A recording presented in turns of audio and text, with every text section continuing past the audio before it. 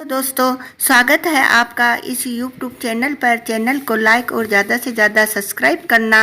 मैं आपको गर्मी के मौसम के बारे में बताना चाह रही हूँ कि गर्मी में क्या खाने से पेट खराब हो जाता है और गर्मी के दिनों में हमें क्या क्या खाना चाहिए जिससे हमारी सेहत और तबीयत भी ठीक रहे।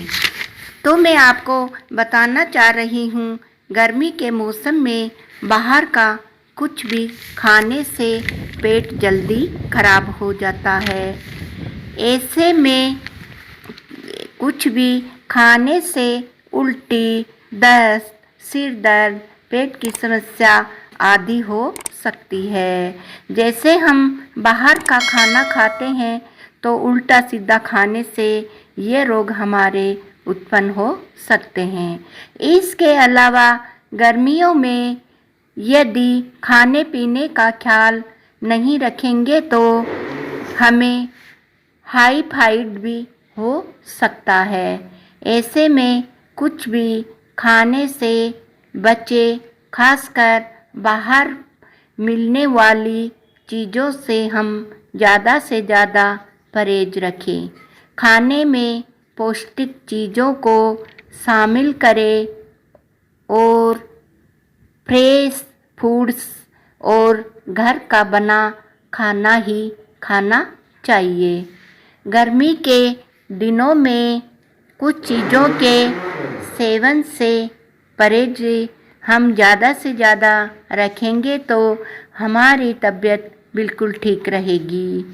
गुड़ को, जैसे मैं आपको कई उपाय बता रही हूँ, जिसमें पहला है गुड़ का उपयोग। गुड़ को बहुत सेहतमंद माना जाता है। अगर हम मीठा खाना हमें मीठा खाना पसंद है तो चीनी की जगह खाना खाने के बाद हमें गुड़ खा लेना चाहिए। अब मैं आपको गर्मी से बचने के लिए, गर्मी में लू से बचने के लिए मैं आपको कई प्रकार के टिप्स बताना चाह रही हूँ, जो आपको खाने से या इनको यूज में लेने से आपको बहुत ही जल्दी से जल्दी फ़ायदा होगा। पहला है इसमें दही। गर्मियों में शरीर को ठंडा रखने में बहुत ही लाभदायक होता है। दही में प्रोटीन की मात्रा अधिक और फैट कम होता है। वह वजन घटाने में भी बहुत ही मदद करता है। इसमें दूसरा टिप्स है खीरा।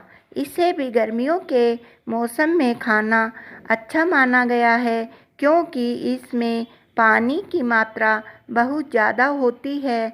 यह गर्मी में होने वाली गैस, एसिडिटी, हृदय की समस्याओं में अधिक ही लाभदायक होता है। अब मैं आपको तीसरा टिप्स बता रही हूँ, नारियल का पानी शरीर की गर्मी को कम करने में और शरीर में होने वाले रोगों में बहुत ही लाभदायक होता है। नारियल पानी में अधिक मात्रा में कैल्शियम पाया जाता है। अब मैं आपको पांचवा टिप्स बता रही हूँ, गन्ने का रस। गन्ने का रस हमारे शरीर को ठंडक प्रदान करता है। इस रस को तुरंत पीने के बाद हमारे ठंडक का एहसास होने लगता है और शरीर के पूरे तापमान को ठंडा करने में बहुत जल्द से जल्द मदद करता है। अब मैं आपको पांचवा टिप्स बता रही हूँ, पुदीना।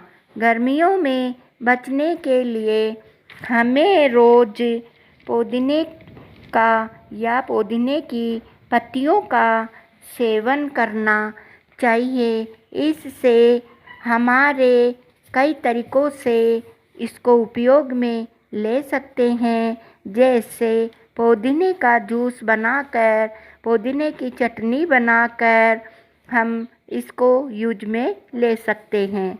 यह एक अच्छा घरेलू उपाय है जो गर्मियों में भी हमें बहुत ज़्यादा ठंडाई देता है। अब मैं आपको और आगे टिप्स बता रही हूँ, मूली।